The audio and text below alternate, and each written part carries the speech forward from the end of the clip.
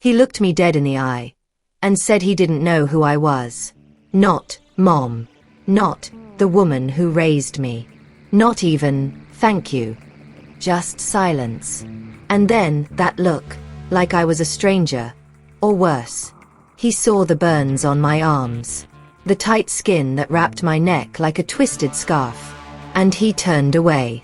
If you're watching this, stay with me to the end. Because sometimes, the ugliest truths hide behind the prettiest smiles. And sometimes, the ones we love most are the ones who forget us first. My name is Cora Mae Ellis, born and raised in Greenwood, Mississippi. Dirt roads, sweet tea, and secrets that stuck to the skin like summer heat. I married young. Too young, if I'm honest. Thomas had a smile like a promise, but fists like a storm. Everybody warned me. But I thought love meant holding on, no matter how tight it hurt. We got married under a pecan tree in my granddaddy's yard. No dress, no choir. Just me, him, and a future I thought I could fix. He said, "We gon' have a son who changes everything." And I believed him. The day Isaiah was born, I cried so hard the nurse thought I was in pain. But no. It was joy. Real, shaking, soul-deep joy. He had my nose, Thomas's sharp eyes, and something in his cry that felt different.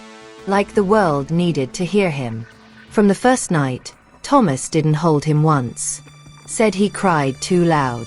Said babies weren't his thing. So I did it all. Worked 2 jobs, cleaning motels by day, folding shirts at the thrift store by night. Rocked Isaiah to sleep with 1 foot on the sewing pedal.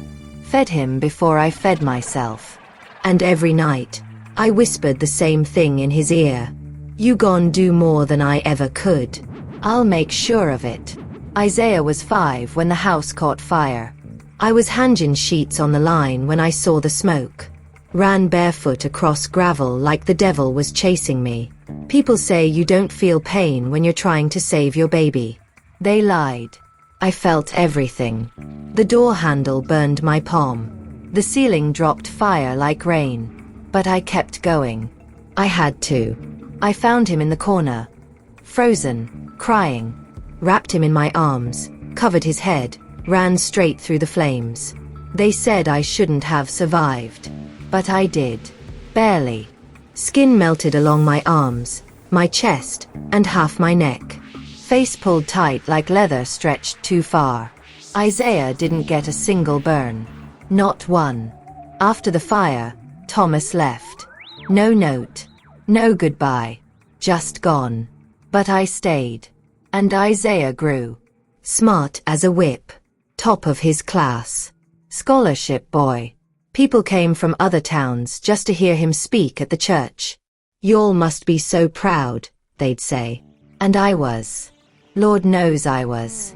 I wore long scarves and sleeves, even in the heat. Didn't want Isaiah's friends to stare. Didn't want him to feel ashamed. I stayed quiet, out of photos. Didn't walk him to the bus. Didn't sit in the front row at graduation. Everything I did was to keep his name clean. Then came the fundraiser. Big city banquet. Big money folks. My baby, now a man, was being honored. I scraped up money for the bus ticket. Wore the cleanest dress I had. Waited near the back. Didn't want to embarrass him. I saw him laughing with people in suits. Saw his name in gold letters. He was shaking hands when someone pointed at me. "Is that your mother?" He paused, looked me up and down, and then he said it. "I don't know that woman. You ever feel your heart stop, but your body still walking?" That's what happened right then. He walked off, and I stood there, frozen in a room that suddenly felt colder than any fire I'd ever run through. But this story ain't over. Not by a long shot. Because even the kindest mother has a line. And mine. It was burning. I didn't cry. Not in that room full of people. Not when the crowd clapped for him. Not even when they toasted his resilience. I just turned around. Walked out. I kept one hand on my scarf, Like holding it tighter would keep my heart from falling out my chest. The air outside hit me like judgment. Cold, heavy, unforgiving. I walked the 8 blocks back to the Greyhound station. Didn't eat. Didn't speak. I sat on that hard bench and watched a young mother breastfeed her baby. He looked at her like she was the whole world. And I thought, he'll grow up too. And one day, she'll be standing where I'm sitting, wondering if it was all worth it. When I got back home, the house was still quiet. No voice calling out, "Mama." No basketball bouncing on the porch. Just quiet. And dust. I sat in my rocking chair and stared at the firewood pile. I hadn't used the fireplace since the accident. Didn't like the smell of smoke. Didn't trust it. But that night, I lit a small flame. Just one. And I took out the box. The one with his baby teeth. First drawing. First letter he ever wrote me. "Dear Mommy, I love you more than the moon and the stars. I'm going to buy you a big house one day." I traced his handwriting with my fingers.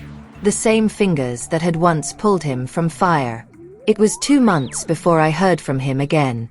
Phone rang late. One of those deep night calls that only bring bad news. His voice sounded tired. Hollow. "Ma," he said. Just that. Like the word was stuck in his throat. "I didn't know they were going to ask that," he said.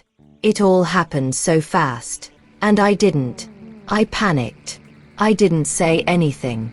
"I'm sorry," he whispered. And then, "I've been thinking about you a lot. I want to come home." But see, he wasn't calling for me. Not really. He had a baby now. A daughter. And he wanted her to know where she came from. When she stepped off the bus, I knew right away. Same eyes. Same quiet stare. She was 5, like he was when I carried him out of the fire. Her name was Hope. He introduced her like he was introducing a stranger. "This is my daughter. And this is my mother." He choked on the last part. Like it cost him something. I looked down at that little girl and smiled. She reached for my hand without hesitation.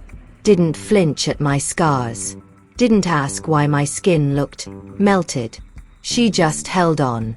And in that one small gesture, she gave me something he never had. Recognition. That night, he stayed in the guest room. She slept in my arms. And in the dark, I told her the story. Not all of it. Just enough. I said, once there was a boy who got caught in a fire. But his mama carried him out. She asked, was he okay? I said, yes. He was okay. And he grew up real strong. Then she asked, was the mama okay? And I didn't know how to answer. Because my body, it healed. But my heart, it was still smoldering. The next morning, he found me at the stove, cooking grits like nothing had ever happened. He watched me stir the pot, watched the steam rise. And finally, he asked the question that burned hotter than the flames ever did. Why didn't you ever tell me how bad it hurt? I didn't turn around. I just said, because I wanted you to remember love, not pain. But the truth is, I did hurt. Still do. And forgiveness. That's a fire of its own. Some days it warms you. Other days, it burns everything in sight. He's asking now, to make things right. But I'm not sure he knows. Some bridges don't just burn. They melt. And the woman he denied? She's still in there. But she's not the same.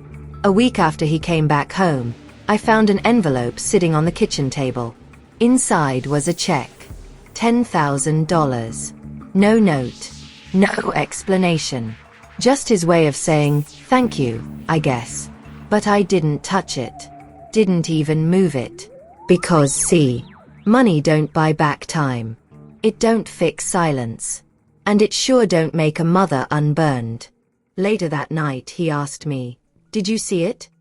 I said, I saw it. But I didn't need it. He looked down like a child again. Said, I just want to make things right. And I looked him in the eyes for the first time in years and told him the truth. You can't buy your way back into someone's arms. That only works in movies. In real life, you got to earn your way in, step by step, scar by scar. The next Sunday, he asked if I'd come to church with them. I hadn't gone since before the fire. Couldn't stand the stairs. But little Hope tugged my hand and said, "Grandma, please." So I went. Walked in with my scarf off for the first time in 20 years. I felt every pair of eyes on me. Like judgment. Like pity. Like curiosity. He sat next to me, holding his daughter's hand.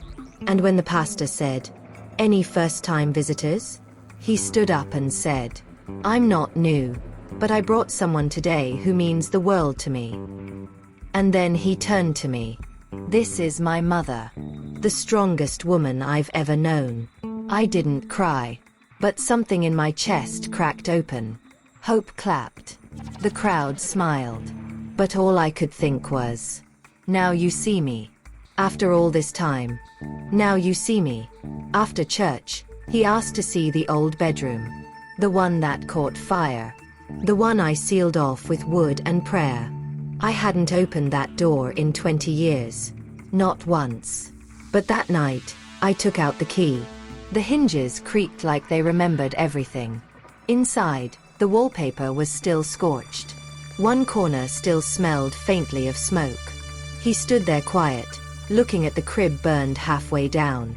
The same crib I pulled him from. "I don't remember this room," he said. "I do," I answered. "I remember every second." He turned to me, eyes filled with water. "I'm sorry I forgot where I came from." And I said, "You didn't forget. You just got lost. But now, maybe you're finding your way back." Later that week, Hope drew a picture of me. "Grandma," she said, holding it up, "I drew your scarf." But what she really drew was the scar. The one I never talk about. I looked at it, messy lines and all, and I didn't feel shame. I felt seen. He looked at the drawing and winced. But I told him, "Don't flinch. This is what saving someone looks like." He nodded. Quiet. And for once, we sat together. Not just in the same room, but in the same truth. Years ago, when he left for college, I wrote a letter. Never mailed it. Kept it in my Bible. That night, I placed it on his pillow. It read, "Dear Isaiah, if you ever wonder what love looks like, it's not just hugs and words. It's broken backs from working late shifts. It's burned arms from pulling you out of flames. It's standing back so you can stand tall. If the world ever tells you to forget me, don't. Because even when you stopped calling me Mama, I never stopped being her." The next morning, the letter was gone. No one spoke of it. But something between us shifted. He started helping more around the house. Asked me questions about my past. Sat on the porch with me at night. But one thing still lingered. Forgiveness. He was trying. But was I ready? Was I ready to look him in the eye and call him my son again? Was I ready to stop flinching when he hugged me? Because love is not just about giving. Sometimes, it's about receiving, even when your hands are tired and burned. And I still didn't know if I could. It was my birthday. 72 years. He baked me a cake with his daughter. Store-bought mix, lopsided, barely held together with frosting. Hope stuck 7 candles in it, smiling like it was perfect. She sang loud and proud, off-key and full of love. But Isaiah just stood there, awkward. Like he didn't know how to celebrate someone who once gave up everything for him. I blew out the candles. Wished for peace. Later, while washing dishes, he came up behind me. "Did I ever ask you what it felt like being in the fire?" I didn't turn around. Just said, "Like dying, but slow. And for somebody else." He went quiet again. Then said, "I wish it hadn't been you." I turned this time. "And who else would have run in after you, Isaiah?" That night, He sat across from me at the kitchen table. No TV. No distractions. Just me, him, and the soft sound of crickets outside the window. I wasn't ashamed of you, he said. I was scared of how much I owed you. He looked down at his hands, trembling. I didn't know how to carry that. So I ran from it. Pretended you were someone else. I studied him. This man who used to be my baby. Now full grown, with guilt in his eyes and gray just starting to touch his temples. I didn't need you to carry it, I told him. I just needed you not to drop me when the cameras were on. He asked me something nobody ever had. Did you ever think about leaving? Me, I mean. I answered honestly. There was one day. After the fire. You were sleeping in the hospital crib. I had bandages from my neck to my knees. Couldn't even hold you. I looked at you, sleeping so peaceful. And I thought, if I leave now, he won't remember me anyway. He'll get adopted. Maybe by someone with smooth skin and soft hands. Isaiah's voice cracked. But you stayed. I stayed, I said. Because love don't leave. Even when it wants to. 3 days later, it happened. I was out in the garden, pulling weeds, when Hope came running. Daddy said he has a surprise for you. I wiped my hands, followed her to the porch. And there he stood, dressed in the exact same suit he wore the day he denied me at the fundraiser. Only this time, no crowd, no lights. Just him, holding an old photo of us. Me with a baby Isaiah in my arms. He cleared his throat. I never gave you a proper thank you, or a real introduction. Then he said, this is my mother. She saved my life in every way a person can be saved. And I'm proud to call her that. Now, and for the rest of my life. He handed me the photo in a new frame. At the bottom, he had carved one word. Forgiven. That night, I didn't sleep. I just stared at the photo on my dresser. And I felt something I hadn't felt in decades. Not closure. Not healing. But beginning. Because when people say, forgive and forget, they don't tell you the truth. You don't forget. You remember every single thing. You just choose to carry it differently. Not as fire, but as light. So now, when folks walk by and see me rocking on the porch, they see an old woman with tired eyes and quiet hands. But they don't know the fire I've lived through. They don't see the boy I carried out of a burning house, or the man who once forgot my name, but came back to say it right. And when my granddaughter curls up beside me and says, Grandma, why is your skin shiny like that? I smile and say, because once I chose to love, even when it hurt. It came on a Wednesday afternoon. Isaiah had dropped Hope off to spend the week with me. She'd been quiet that day, sitting on the porch swing with a pencil and notebook. When she left, she hugged me real tight and said, I wrote something for you, Grandma, but don't read it till I'm gone. Inside the envelope was a folded piece of paper, covered in her handwriting. Dear Grandma, Daddy told me everything now. About the fire. About the fundraiser. About how he was scared to face you. I want you to know I'm not scared. I see your scars. I see your eyes. I see how you make me feel safe. And when I grow up, I want to be like you. Strong, kind, and never ashamed of love. Thank you for saving Daddy. Thank you for saving me too. Love. Hope. I read it 3 times. And I cried every time. Not because it hurt, but because it healed something I didn't even know was still broken. A month later, I got invited to speak at her school. Grandparents' Day, they called it. Isaiah offered to come with me, but I told him no. This one's mine, I said with a wink. When I stepped into that classroom, some of those kids looked at my scars. Some didn't. But all of them listened. I told them a story. About a woman who ran through fire. About a child who grew up and forgot. And about a second chance that came wrapped in a little girl's arms. When I finished, Hope clapped louder than anyone. And in her eyes, I saw the full weight of everything I'd been through. Not as sorrow, but as pride. There's a photo on my hallway wall now. Me, Isaiah, and Hope. No scarves. No filters. Just real faces and full hearts. Under it, Isaiah wrote, "This is my mother. She didn't just give me life. She taught me how to be a man after I forgot how. I used to keep my past locked in boxes. Used to fold away every reminder of pain. But not anymore. Because this house, it's not just mine now. It's ours. Full of laughter. Full of healing. Full of truth. If you've stayed with me through this whole story, thank you. You've heard the kind of story most folks never tell.